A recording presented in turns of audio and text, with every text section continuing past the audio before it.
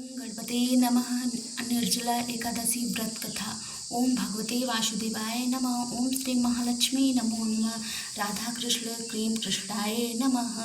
निर्जला एकादशी व्रत कथा।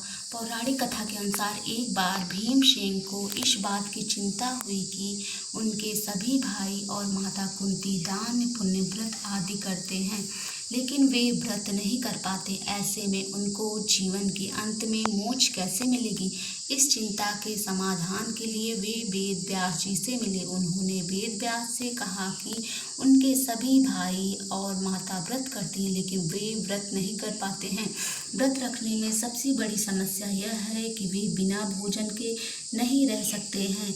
तब वेद व्यास जी ने भीमसेन से कहा कि यदि तुम स्वर्ग को अच्छा और नरक को बुरा जानते हो तो तुमको प्रत्येक माह की दोनों एकादशी का व्रत रखना होगा। उस दिन अन्न का सेवन नहीं करना होगा। इस पर भीमसेन ने कहा कि वे भूख बर्दाश्त नहीं कर सकते। उनके पेट में वृक नामक आग है जो भोजन करने से शांति होती है। इस वजह से उनको बार बार भोजन करना पड़ता है। इस वजह से वह व्रत नहीं रख सकते। उन्होंने वेद व्यास जी से निवेदन किया कि आप कोई एक ऐसा व्रत बनाएं जिसे पूरे साल में केवल एक बार ही करना हो और उनके पुण्य प्रभाव से पाप मिट जाए, जीवन के अंत में स्वर्ग की प्राप्ति हो। इस पर वेद व्यास जी ने कहा कि हर माह में 2 एकादशी व्रत होते हैं। जो व्यक्ति साल भर के सभी एकादशी व्रत विधि पूर्वक करता है उसे हरि कृपा से मोक्ष की प्राप्ति होती है। वह जीवन और मरण के चक्र से मुक्त हो जाता है।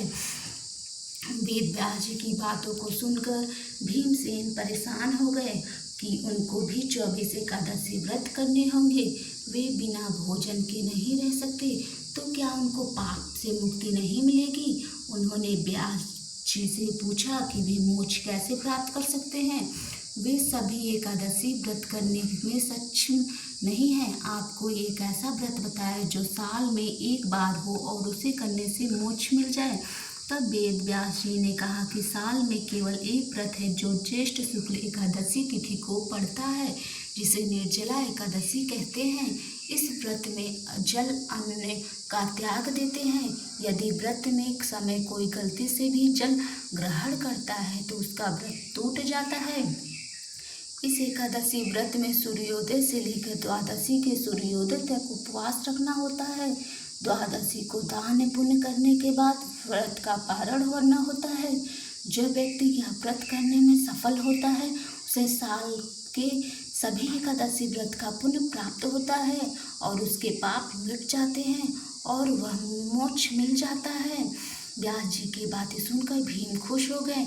उन्होंने उनके सुझाव के अनुसार निर्जला एकादशी का व्रत रखा और भगवान विष्णु की पूजा की। द्वादशी को दान पुण्य करके पारण किया। इस व्रत के पुण्य से उनके सभी पाप खत्म हो गए और अंत में उनको स्वर्ग की प्राप्ति हुई।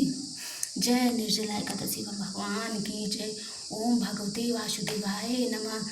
ओम श्री महालक्ष्मी नमो नमः। विष्णु प्रियाय नमो नमः। धन प्रदाय नमो नमः। विश्वजननी नमो नमः। जय तुलसी माता शालिग्राम भगवान की जय। जय राधा कृष्ण भगवान की जय। क्रीम कृष्णाय नमः। जय सब हे भगवान हे भगवान सब पे दया कीजिए, सबको मुक्ति पापों से मुक्ति दिलाइए। निर्जला एकादशी व्रत करने से सबको पापों से मुक्ति मिल जाती है। पूरे पाप